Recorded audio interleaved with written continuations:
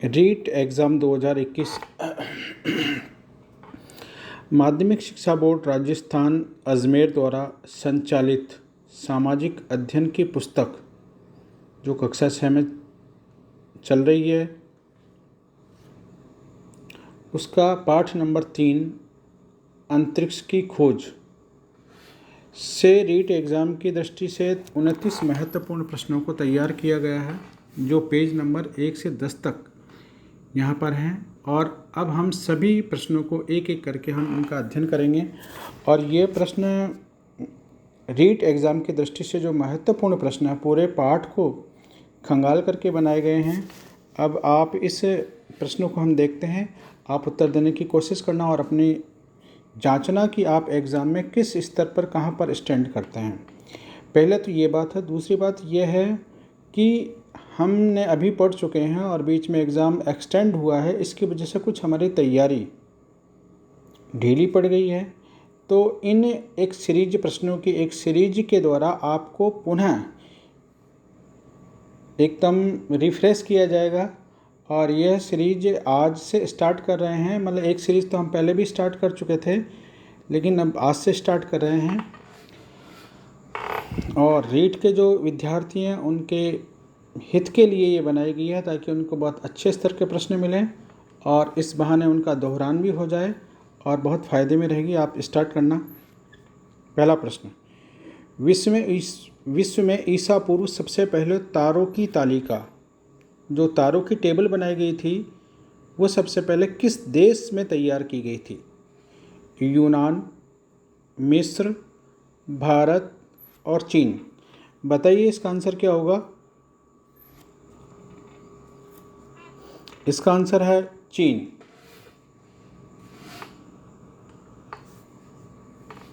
Next प्रश्न, Bhaskaracharya second ने यह तथ्य किस ग्रंथ में बताया कि पृथ्वी गोल है एवं पृथ्वी में गुरुत्वाकर्षण शक्ति पाई जाती है? प्रश्न को दोबारा सुनते हैं। भास्कराचार्य सेकंड ने यह तथ्य किस ग्रंथ में, अपनी किस पुस्तक में बताया कि पृथ्वी गोल है और पृथ्वी में गुरुत्वाकर्षण शक्ति पाई जाती है? सूर्य सिद्धांत, सिद्धांत शिरोमणि, लीलावती, पंच सिद्धांतिका। इसका सही उत्तर है सिद्धांत शिरोमणि।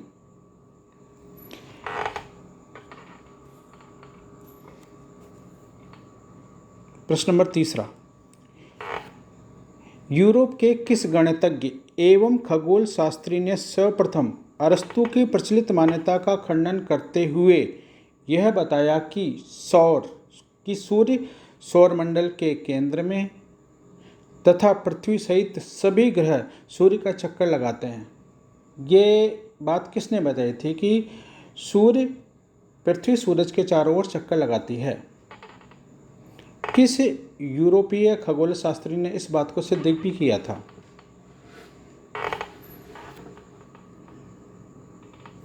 तो टालमी, गैलीलियो, इरास्टोस्थेनस और निकोलस कॉपरनिकस। इसका सही उत्तर है निकोलस कॉपरनिकस। निकोलस कॉपरनिकस, इससे पहले अरस्तू की यह मान्यता थी कि पृथ्वी ब्रह्मांड के केंद्र में है और जितने भी सूर्य, चंद्रमा, तारे वगैरह जो भी हैं, ये सभी पृथ्वी का चक्कर लगाते हैं। लेकिन निकोलस कॉपरनिकस ने इस थ्योरी को ही बदल दिया था। उन्होंने कहा कि भाई सौरमंडल में सूर्य केंद्र पे है और जितने भी ग्रह हैं ये सूर्य के चारों ओर चक्कर लगाते हैं। अगला प्रश्न, पश्चिमी अंतरिक्ष विज्ञान का प्रारंभ यूरोप के किस देश से हुआ है? पहला, ऑटोमन, रोमन, यूनान, बारबेरियन। थोड़ा दिमाग लगा के बताइए कि कहाँ से हो सकता है। इसका हिंट देते हैं कि यह उस देश में है जहाँ पर सुकरात, प्लेटो, अरस्तु जैसे दार्शनिक पाए गए हैं। तो इसका सही उत्तर हमारा चलता है यूनान। अगला प्रश्न, आकाशीय पिंडों को देखने के लिए खगोलीय दूरबीन का आविष्कार किसने किया? आकाशीय पिंडों को देखने के लिए खगोलीय दूरबीन का आविष्कार किसने किया? एक हब्बल, दूसरा गैलीलियो, तीसरा कोपर्निकस, चौथा अरस्तु। तो इसका सही उत्तर देखिए, सही उत्तर कौन क्या हो सकता है इसका? सही उत्तर इसका है गैलीलियो। नेक्स्ट, गीजा के महान पिरामिड जो कि मिस्र में हैं, किस तारे की सीध में स्थित है? पहला प्रोक्सिमा सेंटोरी, ध्रुव तारा यानी कि पोल स्टार, तीसरा है सीरियस और चौथा है पुच्छल तारा।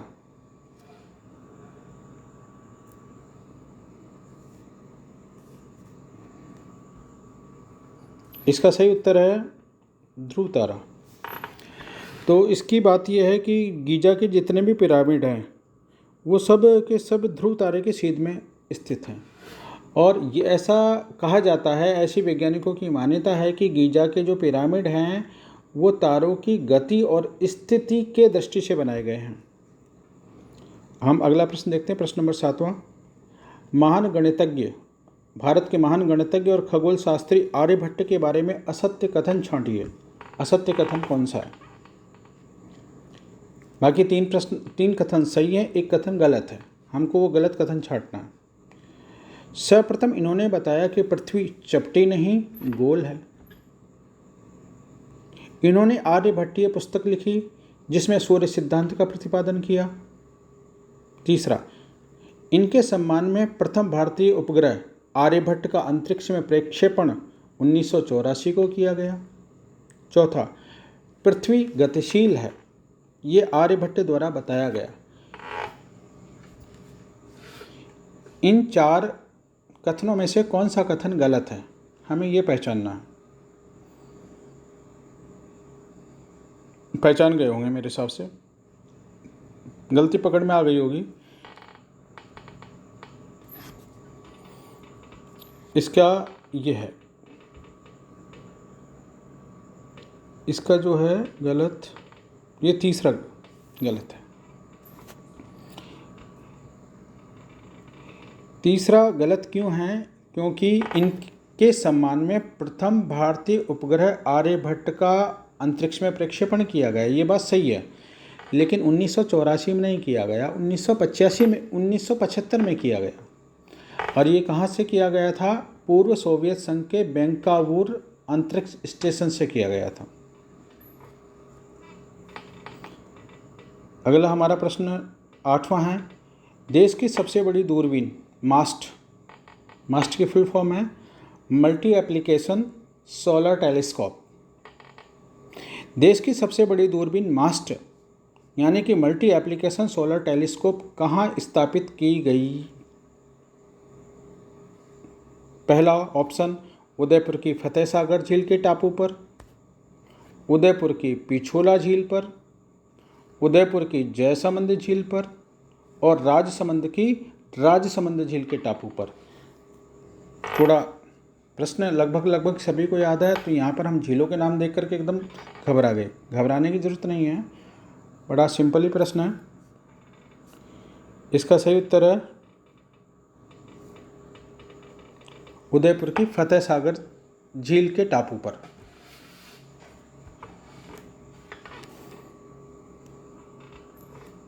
अगला प्रश्न,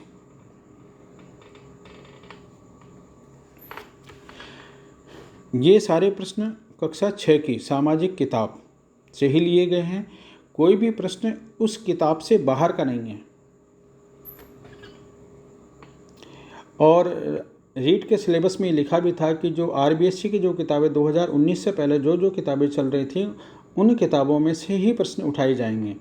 इसे दृष्टि को ध्यान में रखते हुए कक्षा 6 से लेकर के कक्षा 10 तक के इस तरह की वीडियो बनाए जाएंगे सामाजिक विषय के, और आप इस टेस्ट सीरीज के माध्यम से जुड़े रहिए। एक अगला हमारा प्रश्न है, अंतर्राष्ट्रीय खगोल संघ के अध्यक्ष रह चुके भारत के प्रसिद्ध खगोल शास्त्री वेणु बापू के सम्मान में स्थापित वेणु बापी दूरबीन कहाँ स्थापित है? कहाँ पर स्थापित की गई है वेणु बापी दूरबीन? इलाहाबाद, यानी कि अब इसका नाम प्रयागराज कर दिया गया है, प्रयागराज उत्तर प्रदेश में, उज्जैन मध्य प्रदेश में, कोच्चि केरल में, कावलूर तमिलनाडु में। तो वेणु बापी दूरबीन कहाँ स्थापित है? वेणु बापी दूरबीन स्थापित है कावलूर तमिलनाडु में।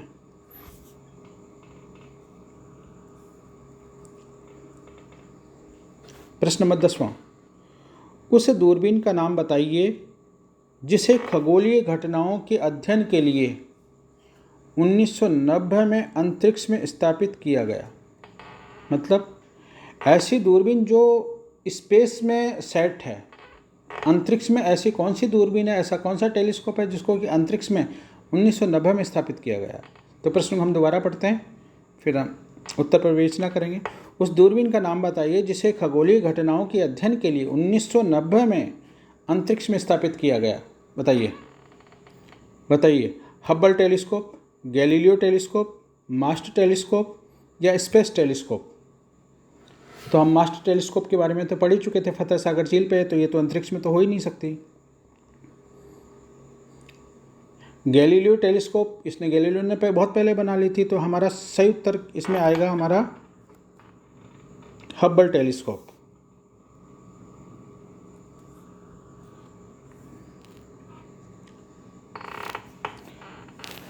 प्रश्न नंबर 11, जयपुर के महाराजा सवाई जयसिंह द्वारा स्थापित पहली वेधशाला, जो जंतर मंतर बोलते हैं वेधशाला को, कहाँ स्थित है? जो फर्स्ट नंबर की पहली वेधशाला, जयपुर के महाराजा सवाई जयसिंह ने 5 वेधशालाएं स्थापित की थी, इसमें पहले नंबर की वेधशाला कहाँ पर स्थित है ये बताना हमको। उज्जैन 1724 ईस्वी में स्थापित, जयपुर 1724 ईस्वी में स्थापित, दिल्ली 1724 ईस्वी में स्थापित या बनारस 1724 ईस्वी में स्थापित? पहली वेधशाला कौन सी है? ये तो क्लियर हो गया कि पहली जो वेधशाला वो 1724 में स्थापित है, लेकिन वो 1724 वाली कहाँ पे है? तो देखेंगे सब, बताइए इसका आंसर है दिल्ली।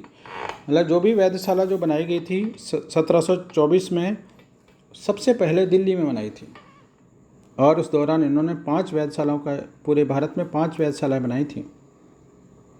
आगे देखते हैं next question. Question number 12, Sawai Jai Singh द्वारा स्थापित सबसे बड़ी वेधशाला कहाँ स्थित है? सबसे बड़ी वेधशाला कहाँ स्थित है?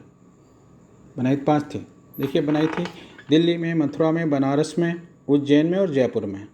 इन 5 जगहों पर इन्होंने अपनी वेधशाला बनाई थी। लेकिन इन वेधशालाओं में सबसे बड़ी वेधशाला कौन सी है? सबसे बड़ा जंतर मंतर कहाँ पर स्थित है?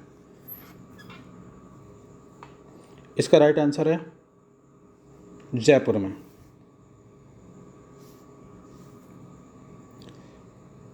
क्वेश्चन नंबर 13,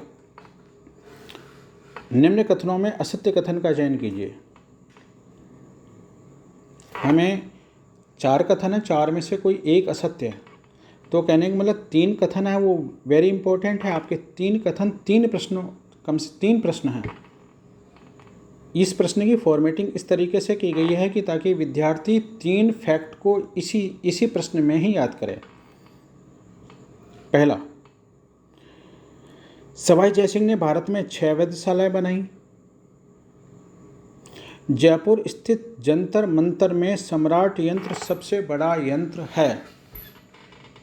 तो हम यही पहचान गए कि सवाई जयसिंह ने भारत में 6 वेधशालाएं नहीं बनाई है। ये कथन हम पहली बार में पहचान गए कि इन्होंने कितनी वेधशाला बनाई थी, 5 वेधशाला। तो बाकी हम हमारे 2 हमारे स्टेटमेंट हैं, उनको हम बड़ी गंभीरता से देखते हैं। देखिए, जयपुर स्थित जंतर मंतर में सम्राट यंत्र सबसे बड़ा यंत्र है, बिल्कुल टाइम मापने का यंत्र है, बहुत बड़ी बिल्डिंग है। और बताते हैं, देखा हुआ भी है, ये 90 फीट ऊंची है। और जयपुर वेधशाला का निर्माण 1734 में पूर्ण हुआ। जयपुर की वेधशाला 1724 से बनना स्टार्ट होती है, 1734 में बनकर के पूरी तैयार हो जाती है। चौथा स्टेटमेंट क्या है, जयपुर का जंतर मंतर विश्व धरोहर की सूची में शामिल है। तो हमें 3 बातें यहाँ पर हम याद रखनी है। जयपुर का जंतर मंतर विश्व धरोहर की सूची में है। जयपुर की वेधशाला का निर्माण 1734 में पूरा हो गया था। जयपुर स्थित जंतर मंतर में सम्राट यंत्र सबसे बड़ा यंत्र है। तो यहाँ पर हमारा गलत आंसर क्या रहेगा, जो इस प्रश्न के हिसाब से जो पूछा गया है उसका आंसर रहेगा 1।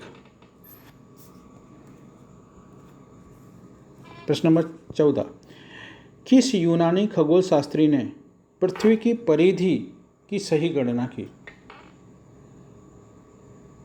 एरस्तु, इराटोस्थेनेस, कापरनिकस, गैलीलियो। इसका राइट आंसर है इराटोस्थेनेस। क्वेश्चन नंबर 15, पृथ्वी पर पलायन वेग का मान कितना है? बताइए। 11.2 मीटर प्रति सेकंड, दूसरा 11.2 मील प्रति सेकंड, तीसरा 11.2 किलोमीटर प्रति सेकंड, चौथा है 9.8 मीटर प्रति सेकंड। क्या लगता है इसमें क्या होना चाहिए?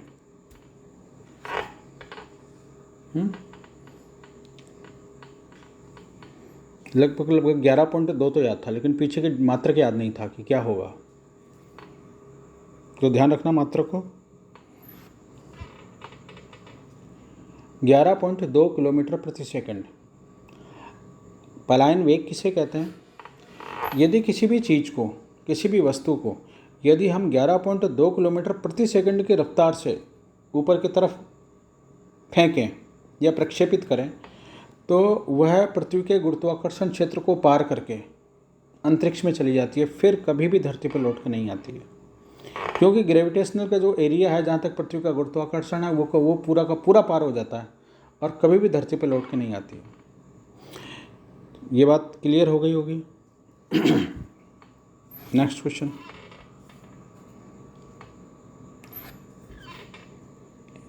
एक मील में कितने किलोमीटर होते हैं?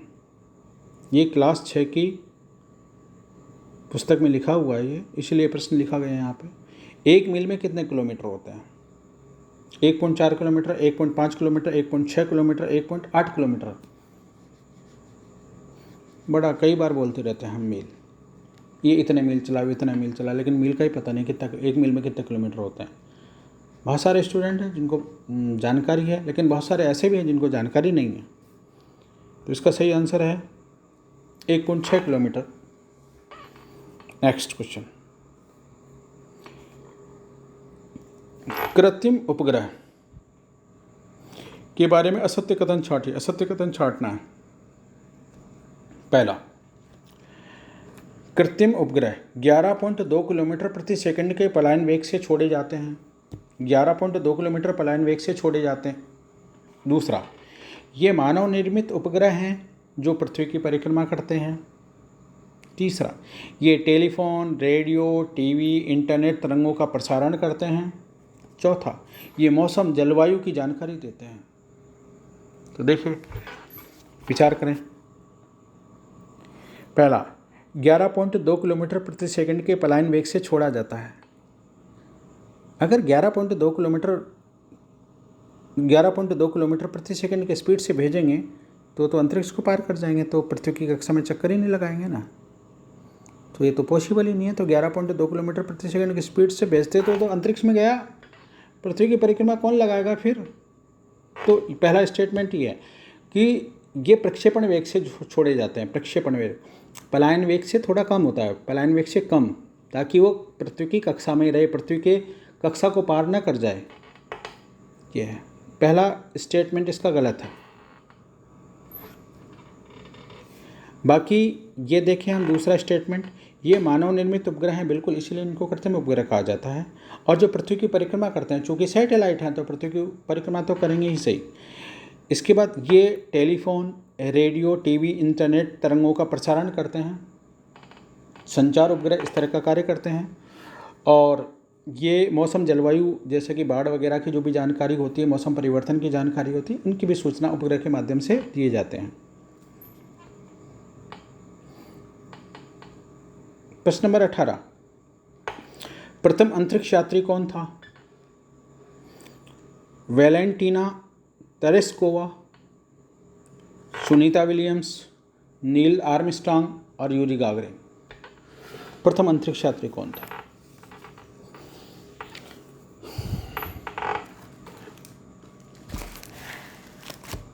पहला अंतरिक्ष यात्री कौन था?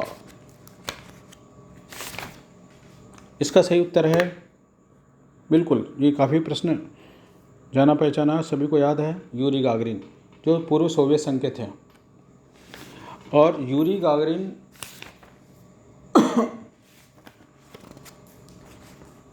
यहाँ पर एक जो सोवियत संघ था ना, सोवियत संघ उस समय क्या हुआ, सोवियत संघ और अमेरिका के बीच में प्रतिद्वंद्विता चलती थी। तो सबसे पहले अंतरिक्ष उपग्रह स्पुतनिक फर्स्ट सोवियत संघ ने छोड़ा, इसके बाद इन्होंने स्पुतनिक सेकंड छोड़ा। तो स्पुतनिक सेकंड में क्या किया, इन्होंने एक कुतिया को रख दिया, उस कुतिया का नाम लाइका था। तो अंतरिक्ष में सबसे पहले यदि कोई प्राणी जाता है तो चूहा, बिल्ली, कुत्ता, इनमें से सबसे पहले जो जाता है ना, उसका नाम है कुतिया है, उस कुतिया का नाम है लाइका। और इसको छोड़ने वाला रूस का पहले नाम था, पहले बहुत बड़ा देश था ये, उसको सोवियत संघ के नाम से कहते थे। तो सोवियत संघ ने स्पुतनिक सेकंड में लाइका कुतिया को सबसे पहले, जो प्राणी, अगर हम प्राणी की बात करें, इंसान की बात, यात्री की बात नहीं करेंगे, जो अगर प्राणी अगर छोड़ा तो लाइका। हाँ, क्वेश्चन नंबर 18 का हमारा आंसर हो गया, प्रथम अंतरिक्ष यात्री कौन था? Yuri Gagarin. Next question, question number 19, अमेरिकी अंतरिक्ष यात्री नील आर्मस्ट्रांग ने चंद्रमा के धरातल पर पहला कदम कब रखा?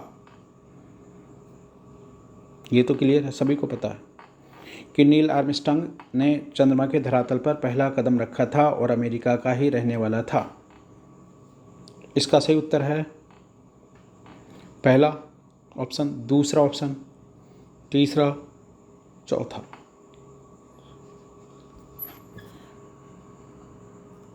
इसका सही ऑप्शन है जुलाई 1969 में।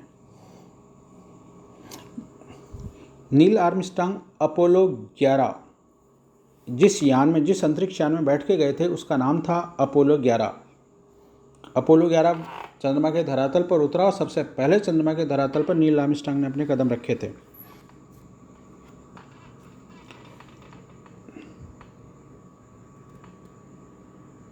प्रश्न नंबर 20,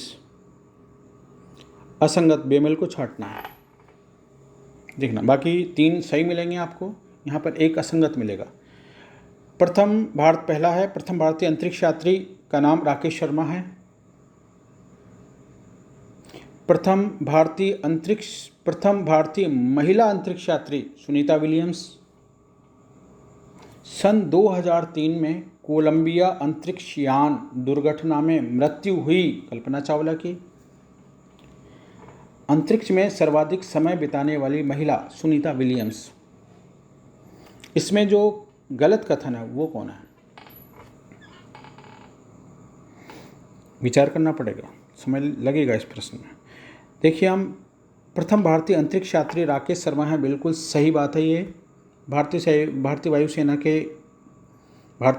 के सदस्य रहे हैं ये, और 1984 में ये अंतरिक्ष में इनको भेजा गया। दूसरा नंबर का है प्रथम भारतीय महिला अंतरिक्ष यात्री सुनीता विलियम्स नहीं है, कल्पना चावला है।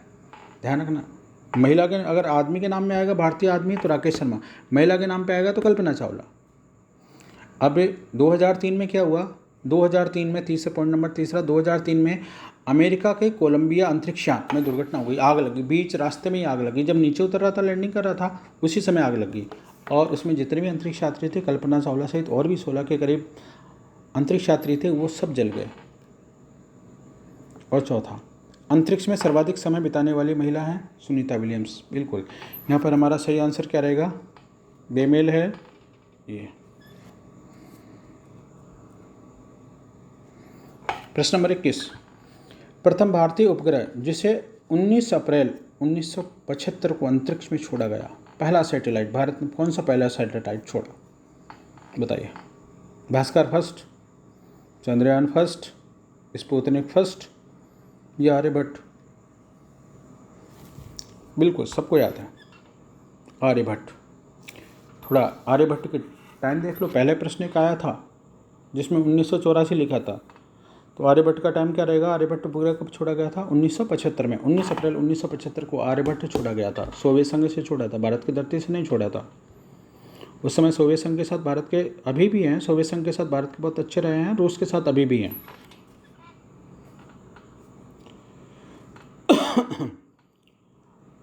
अगला प्रश्न, भारत में अंतरिक्ष कार्यक्रम को बढ़ावा देने के लिए किस संगठन की स्थापना की गई? बिल्कुल, पहला ISRO, Indian space research organisation. दूसरा DRDO, defence research development organisation.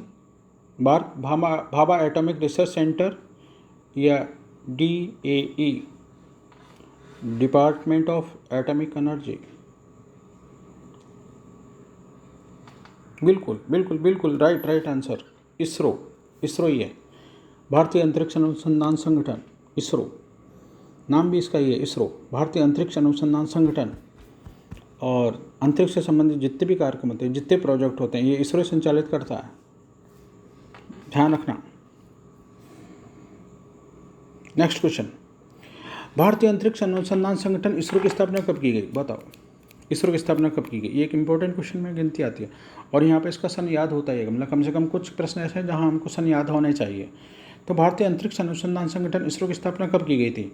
अब इसमें थोड़ा टिपिकल है, इसलिए मैंने ये कुछ लिखा है कि सामाजिक विज्ञान के कक्षा 6 अध्याय 3 अंतरिक्ष के अनुसार पेज नंबर 21 पे इस तरह बात लिखी हुई, यहाँ पर सन दिया हुआ है। तो हम देखेंगे इसकी स्थापना कब हुई थी। इसकी स्थापना की थी 1962 में। एक्चुअली परमाणु ऊर्जा विभाग ने 1962 में इसरो के नाम से नहीं की गई थी, किसी अन्य संस्था के नाम से की थी। बाद में क्या हुआ कि 15 अगस्त 1969 को इसरो नाम से उस संगठन का नाम इसरो कर दिया गया। तो कभी कभी कहीं किसी जगह पर इस तरह का प्रश्न पूछा जाता है, लेकिन कि कब की गई, तो बहुत सारे जगह उत्तर आता है कि 1969 में की गई, 15 अगस्त 1969। चूँकि हम हमारी किताब को ऑथेंटिक मानेंगे, क्योंकि माध्यमिक शिक्षा बोर्ड राजस्थान ने जो किताबें लिखी हैं प्रश्न उन्हीं से बनने हैं और वही ऑथेंटिक मानी जाती हैं, क्योंकि एक गाइड नहीं है, वो एक ऑथेंटिक किताबें हैं। माध्यमिक शिक्षा बोर्ड राजस्थान पाठ्य पुस्तक मंडल द्वारा संचालित हैं, और उनके जो ऑथर हैं, जो लिख दिया वो असल है, तो वही मान्य है। 1962 में स्थापना हुई थी। प्रश्न नंबर 24, ब्रह्मांड की खगोलीय घटनाओं का अध्ययन करने के लिए इसरो द्वारा अंतरिक्ष में स्थापित वेधशाला का क्या नाम है? बताओ। सवाई जय सिंह ने तो भारत में बनाई थी, इसरो ने अंतरिक्ष में ही बना ली वेधशाला। प्रश्न नंबर दोबारा 24 देखते हैं। ब्रह्मांड की खगोलीय घटनाओं का अध्ययन करने के लिए इसरो द्वारा अंतरिक्ष में स्थापित वेधशाला, अंतरिक्ष में कौन सी स्थापित है? वेधशाला का नाम क्या है? अंतरिक्ष में बना ली वेधशाला। हाँ, क्या बात है, इंडिया इज़ द ग्रेट और ISRO is the super great. बताइए नाम, बताइए। इसका नाम है एस्ट्रोसेट, नाम याद रह जाएगा, एस्ट्रोसेट याद कर लेना, एस्ट्रोसेट, बिल्कुल। नेक्स्ट क्वेश्चन, भारत की अंतरिक्ष वेधशाला एस्ट्रोसेट को अंतरिक्ष में कब स्थापित किया गया? भैया इसरो ने कब स्थापित किया? वेधशाला अंतरिक्ष में स्थापित कब किया? इसरो ने अंतरिक्ष वेधशाला एस्ट्रोसेट को अंतरिक्ष में कब स्थापित किया? पहला ऑप्शन अक्टूबर 2014, अक्टूबर 2015, अक्टूबर 2016, अक्टूबर 2017। कहने का मतलब ये तो क्लियर हो गया, अक्टूबर में स्थापित हुई थी वेधशाला, लेकिन कब हुई थी साल याद करना। तो साल पहचाने आप, 2015। 2015 में ये भारत का अंतरिक्ष स्टेशन है सतीश धवन अंतरिक्ष स्टेशन, श्रीहरिकोटा आंध्र प्रदेश में है। वहाँ से इसको 2015 में छोड़ा था, अक्टूबर 2015 में, और वहाँ सेट किया था, अंतरिक्ष में सेट किया था। ठीक है, नेक्स्ट।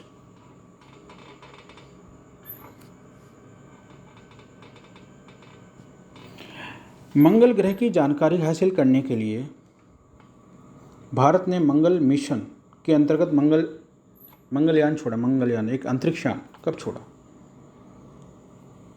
मंगल मिशन कब छोड़ा? देखें, 5 नवंबर 2013 को, 22 अक्टूबर 2008, 22 जुलाई 2019 और 24 सितंबर 2014। भैया डेट आती तो फिर ही हैं, कुछ भी समझ में नहीं आता कि अब तो क्या है। ज़्यादा परेशान होने की कोई ज़रूरत नहीं है, बड़े सिंपल है, याद हो जाएंगे। देखिए, सबसे पहले मंगलयान को हम जब भी याद करेंगे, मंगल मिशन भारत ने 2013 में छोड़ा था। सबसे पहले तो सन याद कर लो, 2013 में। इसके बाद नवंबर 2013 में छोड़ा। फिर ही नवंबर 2013 में छोड़ा, ये हमारा इसका राइट आंसर यही है। नवंबर 2013 में छोड़ा। जब ये 13 में यहाँ से नवंबर के महीने में उड़ा जाते जाते जाते जाते इसको 11 महीने लग गए और सितंबर 2014 में ये मंगल ग्रह पे पहुँचा। तो ठीक है, हमारा प्रश्न ये था कि कब छोड़ा, तो भैया कब छोड़ा? 2013 में छोड़ा। हमारा आंसर ये था। कब पहुँचा ये हमारा कुछ था ही नहीं, लेकिन हाँ ये डेट है कि 2014 में, सितंबर 2014 में पहुँचा। अब ये 2008 वाली ये डेट काय की हो सकती है? अक्टूबर 2008 ये चंद्रयान की डेट है। चंद्रयान 2 बार छोड़ा था, एक चंद्रयान फर्स्ट, एक चंद्रयान सेकंड। चंद्रयान क्यों छोड़ा गया था? ये चंद्रमा की जानकारी हासिल करने के लिए भारत ने छोड़े थे। तो 2008 में छोड़ा था चंद्रयान फर्स्ट और 2019 में छोड़ा था चंद्रयान सेकंड। डेट हमको वापस देखना पड़ेगा। चाहें तो आप इन डेटों को अपने बुक में नोट कर लें। अब सबसे ख़ास बात यह है कि ये सारे प्रश्न किताब से हैं। एक बार आप किताब की रीडिंग करें, आपको बहुत अच्छा भी लगेगा कि हाँ, अरे आपको हर स्थिति क्लियर हो जाएगी। नेक्स्ट क्वेश्चन, भारत का सतीश धवन उपग्रह प्रक्षेपण केंद्र कहाँ स्थित है? इस पर हम चर्चा कर चुके हैं, बताइए। पहला, ग्रेट निकोबार अंडमान निकोबार द्वीप समूह में, ट्राम्बे महाराष्ट्र में, बेंगलोर कर्नाटक में, श्रीहरिकोटा आंध्र प्रदेश में। इसका सही उत्तर है श्रीहरिकोटा आंध्र प्रदेश में। नेक्स्ट, चंद्रमा के अध्ययन के लिए मिशन चंद्रयान के बारे में गलत या बेमेल कथन कौन सा है? पहला, चंद्रयान फर्स्ट अक्टूबर 2008 में छोड़ा गया। चंद्रयान सेकंड मिशन जुलाई 2019 में भेजा गया। चंद्रयान फर्स्ट पानी की खोज के लिए तथा चंद्रयान सेकंड मिट्टी और खनिज की खोज करेगा। उपरोक्त में से कोई नहीं। तो इसका सही उत्तर है उपरोक्त में से कोई नहीं। कोई भी बेमेल नहीं है, जो कि 3 की 3 बातें लिखी हुई हैं, बाकी सब सही है बिल्कुल।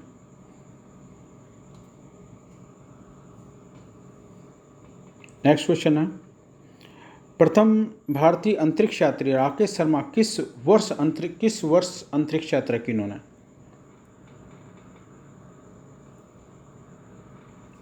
1984 में। रीड के सभी विद्यार्थियों, आपको वीडियो देखने के लिए बहुत बहुत धन्यवाद और अच्छे से तैयारी करें। बहुत शुभकामनाओं के साथ मैं देवेंद्र कुमार शुक्ला, धन्यवाद।